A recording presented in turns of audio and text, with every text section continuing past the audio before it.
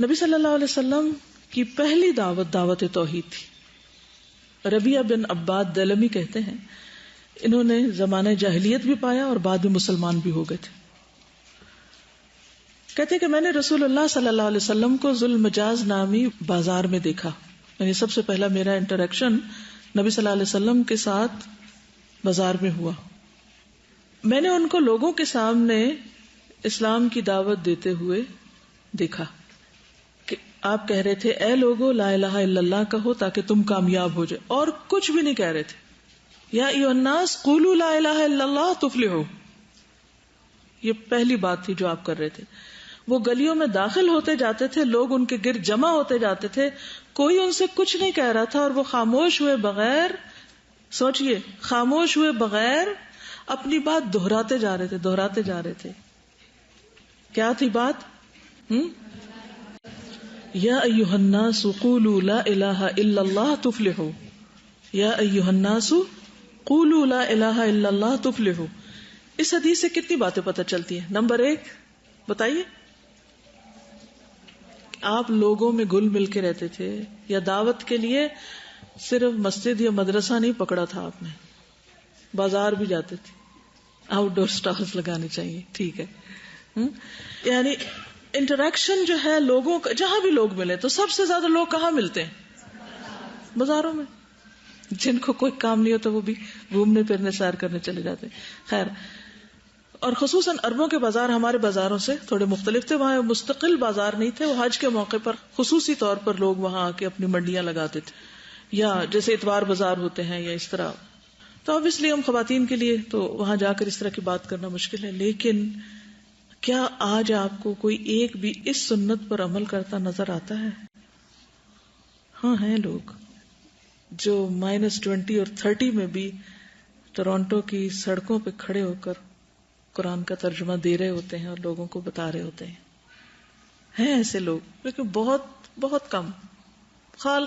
ہاں کرسچنز کو آپ نے بھی شاید دیکھا ہوگا، ہر دروازہ نوک کرتے اور ہر پارک میں اور مختلف جگہوں پر کھڑے ہو کر. اگر آپ یورپ کی طرف جائیں نا تو آپ کو ویکینڈ پہ خاص طور پر جب لوگ بہت زیادہ گھوم پھر رہے ہوتے ہیں تو انہوں نے بھی اپنا بازار لگایا ہوا ہوتا ہے اور وہ کوئی ایک کونے میں کھڑا ہو کر کرسچینٹی کی تبلیغ کر رہا ہوتا ہے. کبھی تو اکثر مجھے یاد ہے کہ یونیورسٹی کے باہر کبھی ہم جیسے دوپہر کو بریک میں نکلتے تھے تو کوئی نہ کوئی ینگ لڑکا کسی کونے میں کھڑا ہو کر ایک مجمع لگائے ہوئے ہوتا تھا اور وہ بول رہا ہے اور کرسچینٹی کی دعوت دے رہا ہوتا تھا.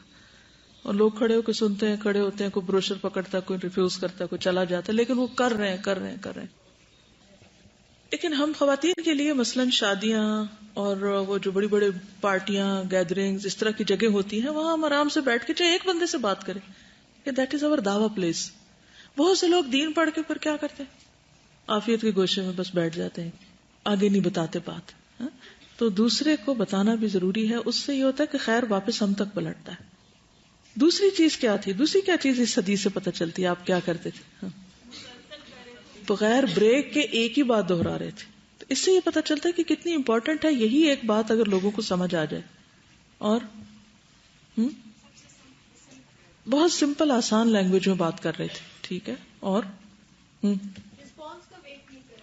رسپانس کا ویٹ نہیں کر رہے تھے اور لوگ اکٹھے بھی ہو رہے تھے اور وہ آپ کو کچھ کہہ نہیں رہے تھے. وہ لوگ پھر ایک روایت میں آتا نا کہ ابو لہب پیچھے پیچھے جا رہا تھا اور وہ پتھر مار رہا تھا اور لوگ دیکھ رہے تھے تماشا.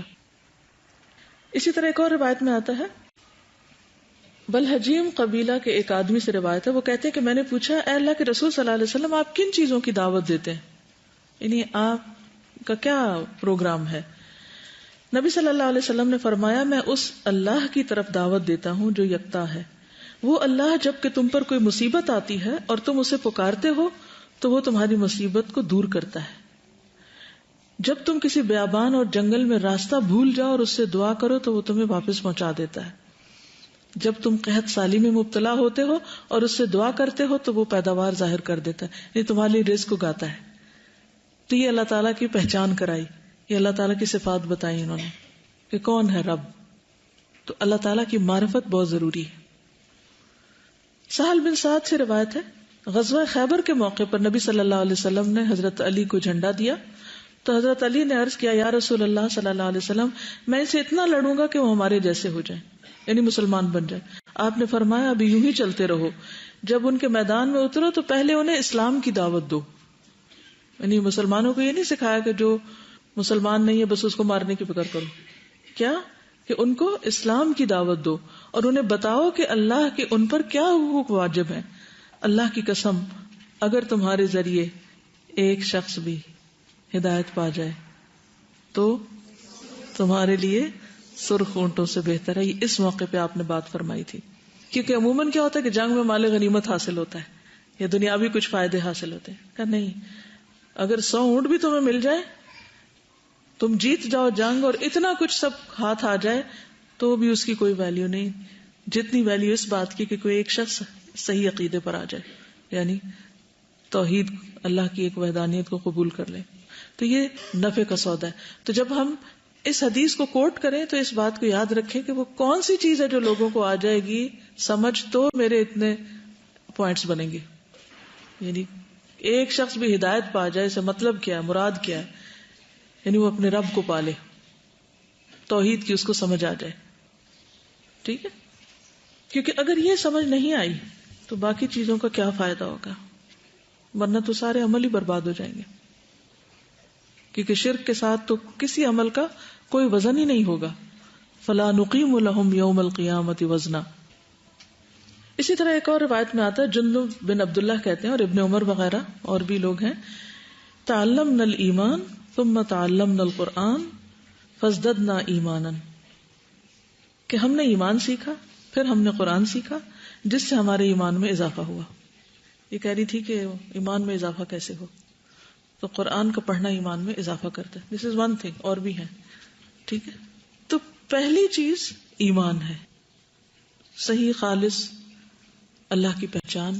پھر اس کے بعد جب انسان قرآن پڑھتا ہے تو وہ اللہ کی کتاب ہے اور پھر اس پر عمل آسان ہوتا ہے اور پھر وہ پلٹ کر ایمان کو مضبوط کرتا ہے. مضبوط ایمان قرآن پر عمل آسان کرتا ہے اور ایک طرح سے یہ لازم و ملزوم بن جاتے، ایک سرکل مکمل ہو جاتا ہے. یعنی قرآن مجید پڑھنے کا بھی ایک ہدف ہونا چاہیے نا، ایک ایم، ٹارگٹ کیا ہے، کیوں پڑھ رہے ہیں.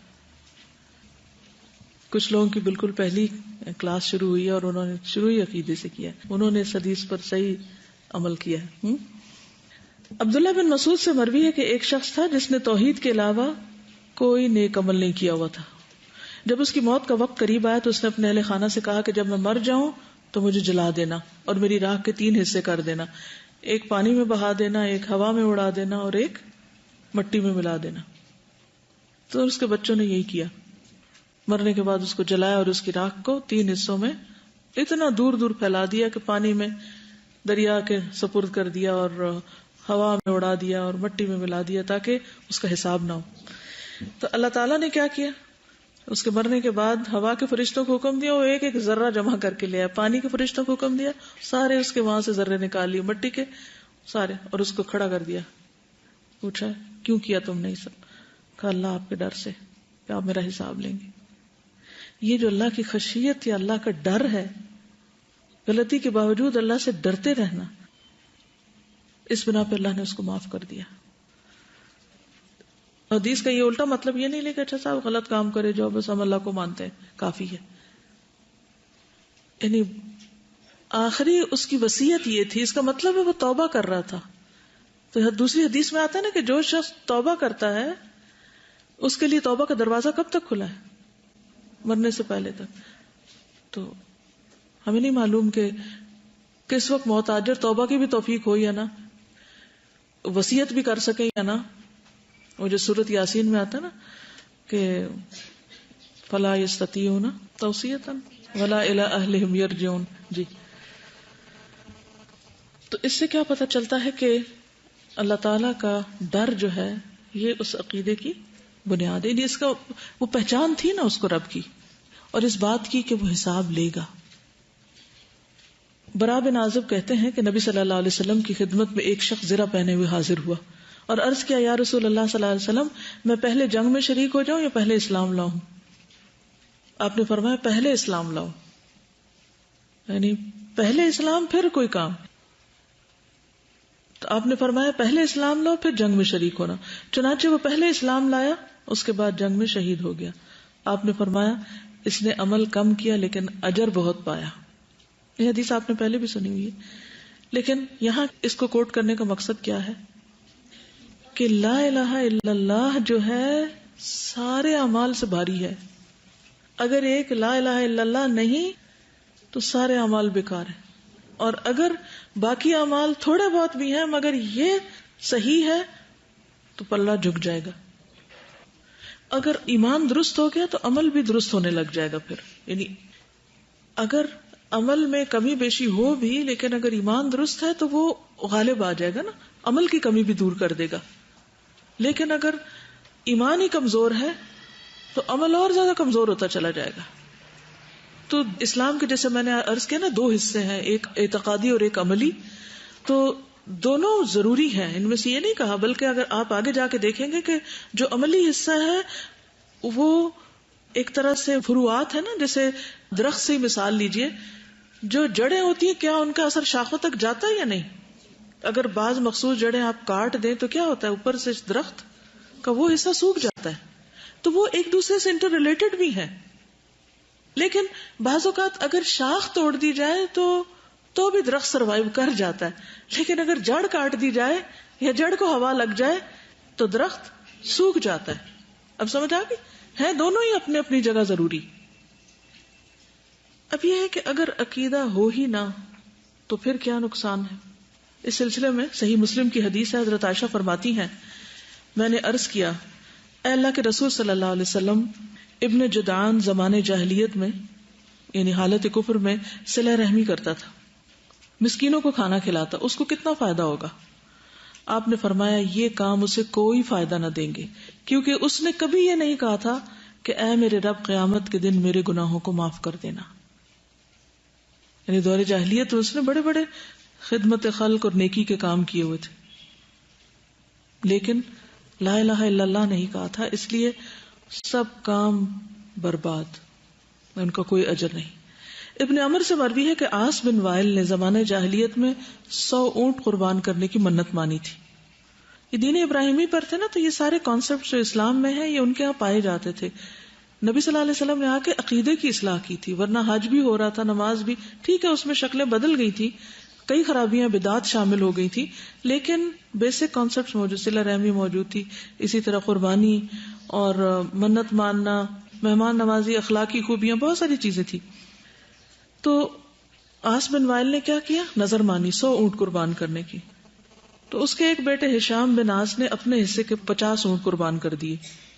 دوسرے بیٹے نے اس کے متعلق نبی صلی اللہ علیہ وسلم سے پوچھا کہ میرے باپ نے نظر مانی تھی، اب وہ فوت ہو گیا، تو اولاد کو پوری کرنی ہوتی ہے نا وہ نظر. تو آپ صلی اللہ علیہ وسلم نے فرمایا اگر تمہارے باپ نے توحید کا اقرار کر لیا ہوتا، لا الہ الا اللہ پڑھی ہوتی، تو تم اس کی طرف سے جو بھی روزہ اور صدقہ کرتے اس سے ان کا نفع ہوتا. لیکن چونکہ اس نے لا الہ الا اللہ نہیں پڑھی تھی، اس لیے اگر تم یہ 50 اونٹ قربان کرو بھی تو اس کو فائدہ نہیں. تو صدقہ جاریہ بھی جب ہی حاصل ہوتا ہے انسان کو جب اس کا اپنا عقیدہ درست ہوتا ہے، ورنہ کسی کا عمل فائدہ نہیں دیتا. اگر ماں باپ کفر کی حالت میں مرے تو بچے کتنے بھی نیک ہوں ان کو نہیں چھڑا سکتے. ابراہیم علیہ السلام کی مثال آپ کے سامنے ہے. وہ حدیث میں آتا نا کہ حضرت ابراہیم نے دعا کی تھی کہ اللہ مجھے قیامت کے دن رسوا نہ کرنا، تو وہ ان کی دعا اپنے والد کی وجہ سے تھی، کیونکہ وہ مشرک فوت ہوا تھا اور دعا کی بھی اجازت نہیں تھی. تو قیامت کے دن اللہ تعالیٰ کہیں گے کہ ابراہیم اپنے پاؤں کی طرف دیکھو، تو وہاں ان کے والد مٹی میں لتھڑے ہوئے بجو کی شکل میں ہوں گے اور ان کو ٹانگوں سے پکڑ کے جہنم میں پھینک دیا جائے گا. یعنی لوگوں کو پتہ نہیں چلے، مٹی میں لتھڑے شکل نظر نہیں آئے گی کہ کون ہے، لیکن ابراہیم علیہ السلام کو دکھایا جائے گا کہ دیکھو. ابراہیم علیہ السلام اللہ کے دوست تھے، لیکن وہ اپنے والد کو نہیں چھڑا سکیں گے، کوئی بھی نہیں. تو اس لیے ہم اگر اپنے پیاروں سے محبت کرتے ہیں تو حکمت کے ساتھ ان کے بنیادی عقیدے کو کم از کم درست کرتے ہیں کہ اس میں انہیں کوئی شک نہ رہے. کیا کیا چیزیں درست کرنی ہے اس کی انشاءاللہ ڈیٹیلز آپ کو چھوٹی چھوٹی آگے ملتی جائیں گی. ساتھ کے ساتھ ہوم ورک کرتے جائیں تو انشاءاللہ فائدہ ہوگا. تو ایک بات یاد رکھیے کہ عقیدے کے معاملے میں اپنی رائے، عقل، اجتہاد وغیرہ کوئی چیز نہیں ہے. یہ ایک پیکج ہے جو آپ کو ایز اٹ از لینا ہے. اس میں آپ یہ نہیں کہتے کہ میرے خیال میں یہ یا فلانی بات ایسے یا ویسے. اگر یہ کہا گیا اللہ کو مانو تو بس اللہ کو ماننا ہے. کیونکہ بہت سے لوگ کہتے ہیں ہم بھی مانتے ہیں، ہم فلاں کو تو صرف وسیلہ اور ذریعہ مانتے ہیں. پھر ہمیں دیکھنا ہوگا کہ کیا نبی صلی اللہ علیہ وسلم نے بھی اللہ تک پہنچنے کے ایسے کوئی وسائل اختیار کیے. تو صحابہ کرام نے اپنا عقیدہ قرآن و حدیث سے لیا، نبی صلی اللہ علیہ وسلم سے لیا، خود سے خود نہیں بنایا یا اپنے آس پاس ماحول سے نہیں لیا. اور ان کا طریقہ کار کیا تھا؟ جس چیز کی دلیل قرآن و سنت سے ملتی اس کو لے لیتے تھے، اور جس کی نہیں ملتی تھی اس کو چھوڑ دیتے تھے. اگر ہم اپنے بچوں کے اندر یہ چیز پیدا کر دیں تو آپ دیکھیں گے کہ انشاءاللہ ان کے سامنے اتنا واضح کرائیٹیریا سیٹ ہو جائے گا کہ آپ دنیا میں کہیں بھی ہوں، پھر آپ کو فکر کی ضرورت نہیں کہ کہیں ان کے اوپر اور اثرات نہ ہو. میں جس دن آئی ہوں تو بچے بہت ایکسائٹیڈ تھے، ادھر ادھر باتیں کر رہے تھے، تو میں نے سنا کچھ گفتگو ایسے ہو رہی تھی باہر بچوں کی آپس میں جو مجھے ٹھیک نہیں لگی. تو میں نے مریم سے کہا کہ مریم تم ذرا گھر جا کے تو بچوں سے بات کرو اور ان کو بتاؤ کہ اگر تم نے کوئی بات ایسی منہ سے نکالی تو اس کی سزا ملے گی. آج صبح آئی تو کہتی کہ میں نے جا کے بات کی تو بڑا بیٹا کہتا ہے کہ اس کا ریفرنس کیا ہے. 7 سال کا بچہ پوچھ رہا ہے ریفرنس کیا ہے. تو یہ ہمیں ڈیولپ کرنا ہے اپنے اندر بھی اور بچوں کے اندر بھی کہ یہ جو آپ ہم کو خوشخبری یا سزا کی بات سنا رہے ہیں یہ کہاں لکھی ہوئی ہے. کیونکہ مائیں بچوں کو ہر وقت جھوٹی باتوں سے ڈراتی ہیں کہ وہ کوکو لے گئی، پتہ نہیں جن آ جائے گا، فلانا مار جائے گا. تو ان خرافات سے یعنی اب بچے کا عقیدہ بچپن سے ہی خراب کر دیتے ہیں نا، جھوٹ بول بول کے، اور ایسی چیزوں سے جنوں پریوں سے ڈراتے ہیں کہ. اور اس کی وجہ پتہ کیا ہے؟ ہم سنی سنائی پہ چل رہے ہوتے ہیں. اب مثلا ہم پری کی بات کر رہے ہیں نا، میں نے ابھی کی ہے. بچپن سے چونکہ پریوں کی کہانیاں اور پریوں کا ایک کانسیپٹ، وہ ایک ہمیں یاد ہے کلاس 2 میں ایک پوئم ہوتی تھی سریا کی گڑیا. اس کو میں پڑھتی تھی اور روتی تھی، اور بہت مجھے اس پر تکلیف ہوتے تھے کہ سریا کی گڑیا کو کیوں وہ پتہ نہیں پری لے گئی تھی. شاید اس میں آتا ہے نا کہ ایک دن پتہ نہیں وہ سو گئی، اور اب مجھے یاد بھی نہیں، حالانکہ میں نے پوری رٹی ہوئی تھی نظم. تو وہ پری آ گئی اور اڑا کے لے گئی. اور تو اب واقعی کو پریاں ہوتی بھی ہیں، وہ کیا ہوتی ہیں، کیا کانسیپٹ ہے پریوں کا. لیکن اتنا ہم نے پریوں کا سنا ہوا ہے کہ اگر کوئی کہے کہ پری نام کی کوئی چیز نہیں ہے تو ہم کہیں گے یہ بھلا کیسے صحیح ہے کہ پری نہیں ہوتی. یعنی کہ پری تو ہماری زندگی کا ایک حصہ بنی ہوئی ہے. اسی طرح ہم ارواح کی بات کرتے ہیں کہ ارواح خبیثہ ہیں، اور ارواح کیا ہے؟ وہ ارواح انسانوں کی ہیں یا کس کی؟ تو بہت سے ہمارے عقیدے میں یا ہماری گفتگو میں یا ہمارے روزمرہ کے جو تصورات ان میں لوکل کلچر کی ایسی چیزیں شامل ہو گئی ہیں کہ جن کو نہ ہم نے کبھی چیلنج کیا، نہ کبھی سوچا، نہ کبھی اس سے کسی سے سوال کیا، اور اگر کر بیٹھے تو وہ کہیں گے تمہارا ہی دماغ درست نہیں جو ایسی بات سوچتے ہو یا دلیل پوچھتے ہو. تو بہرحال اپنی آخرت کی بھلائی کے لیے ہم کو سوچنا شروع کرنا ہے. جیسے کل بھی بات ہوئی تھی نا کہ ابراہیم علیہ السلام کی ریشنل تھنکنگ جو تھی، یہ نون ہسٹری میں سب سے پہلے شخص ہیں کہ جو انہوں نے کوسچنز کرنے شروع کیے تھے. تو کسی بھی چیز کی سچائی، کیونکہ جب اپنے اندر سچائی ہوتی ہے نا اور انسان سچائی کی تلاش میں ہوتا ہے. صدیق کون ہوتا ہے؟ جو خود بھی سچا ہوتا ہے اور سچائی کی تلاش میں ہوتا ہے اور سچائی کے لیے جستجو کرتا ہے کہ مجھے صحیح خالص سچی چیز ملے. اسے آلودہ چیزوں سے کوئی دلچسپی نہیں ہوتی. تو اس معاملے میں آپ نے اللہ سبحانہ و تعالیٰ سے دعا بھی کرنی کہ اللہ ہمارے دل کو ساری آلودگیوں سے پاک کر دے اور ہمیں خالص توحید دے اور وہ عقیدہ دے اور وہ سوچ دے کہ جو تجھے پسند آ جائے، کیونکہ تیرے لیے کرنا ہے سب کچھ. جس کے لیے کام کیا جاتا اگر اسی کو پسند نہ ہو تو کیا فائدہ ہے؟ فائدہ سمجھ آئی انالوجی؟ جس کے لیے کر رہے ہیں اگر اسی نے ریجیکٹ کر دیا تو کیا؟ ہماری ایک ٹیچر ہوتی تھی سائنس کی، اگر ان کو کوئی ڈرا کرتے تھے نا وہ پریکٹیکل کے بعد، وہ بڑی بڑی سائنس کی کاپیاں نہیں ہوتی تھی جو، تو وہ دیکھتی تھی اور اگر ان کو کوئی چیز پسند نہیں آتی تو وہ یوں پھینکتی تھی، یوں، یعنی ہر روز کلاس میں یوں کاپیاں پھینکتی تھی. بہت زبردست ٹیچر تھی ویسے، زبردست. لیکن وہ اتنی سی بھی مسٹیک برداشت کر کے یہ نہیں کہتی تھی، اور کبھی تو پھاڑ دیتی تھی. سب کے رنگ پیلے ہوتے تھے کہ اب کیا ہوگا. تو ریجیکشن کا جب کوئی کنسپٹ آتا ہے تو مجھے، یہ کلاس 9 کی بات ہے، یعنی سالوں پرانی، لیکن کبھی بھولی نہیں یہ بات. تو ریجیکشن کی جب بات آتی ہے نا کہ پھاڑ نہ دے اور پھینک نہ دے، تو ہمارا اعمال نامہ بھی اگر اوٹ پٹانگ باتیں اس میں جمع کر دی نا تو کہیں پھاڑ نہ دیا جائے اور پھینک نہ دیا جائے، کیا حاصل پھر ان سارے کارناموں کا. تو اس لیے کوشش بھی کرنی ہے اور حق کو پانا بھی ہے، اور اس چیز کی دعا کرنے کے علاوہ وہ جو چھوٹے موٹے ذرے ادھر ادھر چپکے ہوئے نا جن کا ہمیں خود بھی نہیں پتا، ان سب کو بھی نکال کے بالکل کرسٹل کلیئر ہمارا دل کر دے کہ جس میں واقعی اللہ کے سوا کچھ نہ ہو. ایک اور چیز یہ ہے کہ جو اتحاد ہے نا مسلمانوں کا، وہ بھی توحید سے ہی آتا ہے. جو مسلمانوں کے اندر بہت زیادہ فرقہ واریت ہے اور بہت اختلافات ہیں، چاہے چھوٹے لیول پہ ہوں یا بڑے لیول پر ہوں، اس کی بھی بنیادی وجہ یہی ہے کہ اللہ کے لیے کام نہیں ہوتے یا اللہ کی پہچان نہیں ہوتی، تو پھر ٹالرنس نہیں رہتی.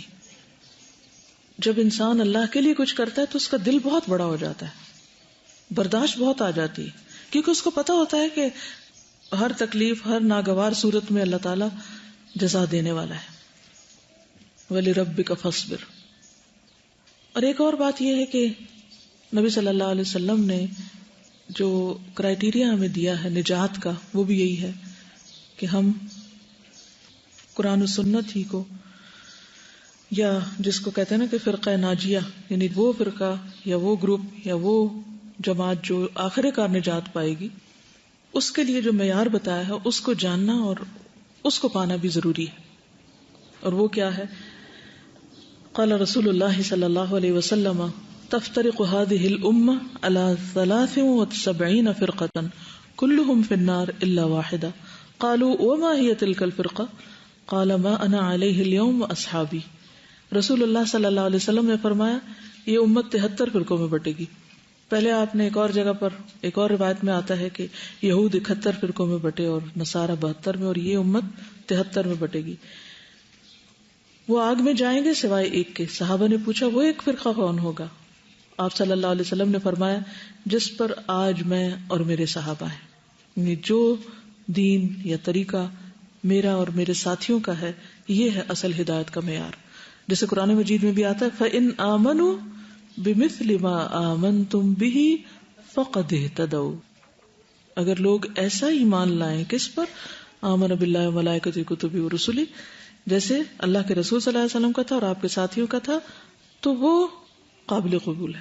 باقی جتنے فرقے بعد میں بنے، اور تاریخ میں آپ بہت سے کے نام پڑھیں گے، کہتے اپنے آپ کو سب مسلمان تھے، لیکن وہ چیزیں نہ قرآن میں ملتی ہیں نہ سنت میں ملتی ہیں، لوگوں نے خود ساختہ گھڑ لی.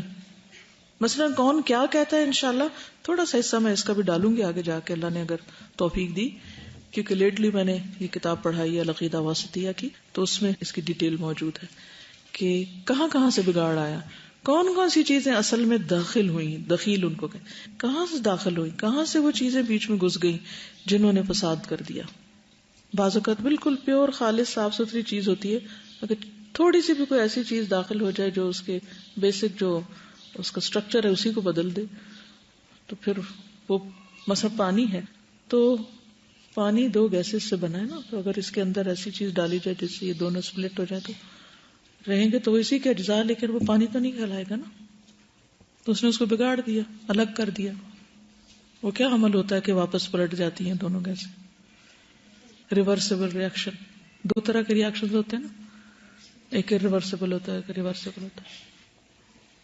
تو کوئی ایسا کام جس سے اصل میں بگاڑ آ جائے تو پھر باقی سب چیزیں بیکار ہو جاتی ہیں. تو اصل میں نہیں بگاڑ آنا چاہیے. ابھی آپ دیکھیں کہ جیسے ہم بظاہر کہتے ہیں کہ دودھ بڑا خالص ہے، اچھا ہے، آپ کو معلوم ہے کہ ہوموجنائز کیسے کرتے ہیں دودھ کو پیک کرنے سے پہلے پروسیس کیا جاتا ہے. اس میں دودھ کو بہت ہی ہائی ٹیمپریچر پر گرم کرتے ہیں اور پھر تیزی سے ٹھنڈا کرتے ہیں. اس کا مقصد یہ ہوتا ہے کہ دودھ کے اندر موجود بیکٹیریا ختم ہو جائے، مگر اس طرح وہ انزائمز بھی ختم ہو جاتے ہیں جو دودھ کو ہضم کرنے میں مدد دیتے ہیں. تو اس سے کیا ہوتا ہے کہ وہ کئی دن تک لانگ لائف اس کی ہوتی ہے، پڑا رہتا ہے مارکیٹوں میں، خراب نہیں ہوتا. لیکن اس سے جو بیسک جو نیچر کا جو اسٹرکچر ہے اس کے اندر انٹرفیئرنس ہو گئی، لہٰذا وہ دودھ فائدہ مند ہے یا نقصان دہ ہے؟ اس سے انسانوں کی فطرت میں خرابیاں واقع ہو رہی ہیں. یعنی ایسی جتنی بھی فوڈ ہے. اب جو کینسر ہے وہ کیا ہے؟ بظاہر تو انسان ٹھیک ٹھاک لگتا ہے لیکن اندر کیا بگاڑ ہو چکا ہوتا ہے؟ سیل میں ڈسٹرکشن ہوتی ہے نا، بیسک اسٹرکچر خراب ہوتا ہے نا. تو دین کا بھی بیسک سیل جو ہے اگر اس کے اندر کوئی بھی خرابی آ گئی تو ملٹی پلائی ہو جائے گی اور سب بربادی کا باعث بن جائے گی. تو اس لیے اس معاملے میں بہت محتاط ہونے کی ضرورت ہے. اور پھر یہ ہے کہ اس سے انحراف جو ہے وہ بھی تباہ کن ہے. یعنی نہ صرف کہ اس کے اندر کوئی چیز گڑبڑ نہیں کرنی بلکہ اس سے پھر نہ جائے کہ کوئی بھی دین نہ ہو. کچھ لوگوں نے اب یہ بھی طریقہ اختیار کر لیا نا، ان کے نزدیک دین کی ضرورت ہی کوئی نہیں. تو یہ بھی درست نہیں. ان کا دین کیا بن چکا ہے؟ مادہ پرستی. مادہ پرستی کیا ہوتی ہے؟ مٹیریلزم. جو دیکھتے ہیں اس کو مانیں گے، جو سنتے ہیں یا جو چکھتے ہیں، جو سونگتے ہیں، یہ مادہ پرستی ہوتی ہے نا، کہ بس وہی چیز ایگزسٹ کرتی ہے جو ہماری ریچ میں ہے اور جو ہے نہیں وہ کچھ بھی نہیں. تو عقیدے کا تعلق تو ایمان بالغیب سے ہو گیا. تو اب سمجھ آ گئی کہ وحی الہی اس کا سورس ہے. قرآن مجید کے شروع میں ہی بتا دیا گیا کہ یہ کتاب صرف اس کو فائدہ دے گی یؤمنون بالغیب، جن کے اندر غیب پر ایمان ہوگا. اور پھر اس میں سارا بنیادی عقیدہ آ جاتا ہے غیب پر ایمان کا جو حصہ ہے. ٹھیک ہے، تو آج کے لیے کل کے لیسن کو میں نے ریوائز کر دی، تھوڑا سا آپ کو مزید بنیاد پتہ چل جائے. ابھی تک جو لیسن ہو اگر اس پر کوئی کمنٹ کرنا چاہے یا کوئی بات کہنا چاہے موسٹ ویلکم. بسم اللہ الرحمن الرحیم. آج کے لیسن سے جو ایک لفظ میرے دماغ میں جیسے وہ ہوتا ہے نا کہ ایک بینر سا لگ جاتا ہے، وہ ہے اینالائز. مجھے یہ لگ رہا تھا کہ ہم لوگ جب یہ میں نے سنا نا کہ عقیدے کی کلاس ہوگی تو میں نے کہا کہ عقیدے کی کلاس کی کیا ضرورت ہے. میرے ذہن میں فوراً یہ رسپانس آیا کہ عقیدہ تو ہمیں پتہ ہی ہے کہ کیا ہے، اب اس کے پر کتاب ہے اور اس پہ کلاس ہوگی. اور مجھے ابھی آج ہی سمجھ آ رہا تھا، آج دوسرا ہی دن ہے کہ واقعی ہم اینالائز نہیں کرنے کی یعنی زحمت ہی نہیں کرتے کسی چیز کو. ہم وہ کپڑے کی طرح سے کپڑے ہم کہتے ہیں کہ بس پڑے ہوئے نا ٹرنک میں تو پڑے ہی ہوں گے. کس حال میں پڑے ہوئے ہیں، وہ دمک تو نہیں لگ گئی، کیڑا تو نہیں لگ گیا، بو تو نہیں پڑ گئی. محنت لگتی ہے نا اس کام میں. اور دوسرا میں یہ سوچ رہی تھی کہ جیسے کل ریڈنگ ہوئی تھی نا، تو میں نے گھر جا کر میں اتنی حیران ہوئی. میں سارے راستے بھی جب واپسی پہ جا رہی تھی میں نے کہا میں تو اوپر اس لیے آئی تھی پڑھنے کے لیے کہ میری غلطیاں نکلیں گی نا.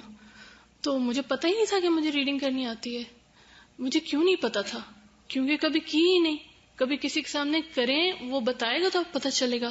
پھر میں نے سوچنا شروع کیا کہ کیوں آتی ہے مجھے، کیا وجوہات ہیں. مطلب اتنا کچھ میں نے اینالائز کیا. میں ساری شام میرے دماغ میں مسلسل میں نے کہا میں نے کبھی اللہ کا شکر ادا کیا تھا ان چیزوں کا جو مجھے آج پتہ چلی صرف ایک کلاس سے، صرف ایک ایکسپیرینس سے. تو اینالائز کرنا یعنی کہ بہت زیادہ ضروری ہے. پھر ایک بات جو مجھے آج فیل ہو رہی تھی کہ شیطان اتنے سال عبادت کرتا رہا اللہ کی، فروعات جن کو کہتے ہیں، لیکن اس کی جڑ نہیں تھی نا. اس کا عقیدہ یہ تھا کہ اگر میں عبادت کر رہا ہوں تو پھر میرا حق ہے کہ میں جو چاہوں تو کروں اور جو چاہوں تو نہ کروں. اگر ایک میں سجدہ نہ بھی کروں تو کچھ نہیں ہوتا. اس کے عقیدے کا ہی بگاڑ تھا نا، اللہ کا ڈر نہیں تھا. اسے اللہ کا ڈر نہیں تھا. تو صرف عبادت کرنا بھی پھر فائدہ نہیں دے گا اگر اللہ کا ڈر ہی نہ ہوا. اسی لیے بہت سے لوگ جو عبادت کرتے ہیں وہ بعض اوقات بدنامی کا باعث بھی بن جاتے ہیں. لوگ کہتے ہیں اتنی عبادت کرتے ہیں لیکن ان کے فلاں چیز ٹھیک نہیں، فلاں ٹھیک نہیں. تو وہ بھی کیوں ٹھیک نہیں ہوتا؟ کیونکہ مقصد درست نہیں ہوتا نا. سبحانک اللہم و بحمدک نشہد ان لا الہ الا انت نستغفرک و نتوب الیک. السلام علیکم و رحمۃ اللہ وبرکاتہ.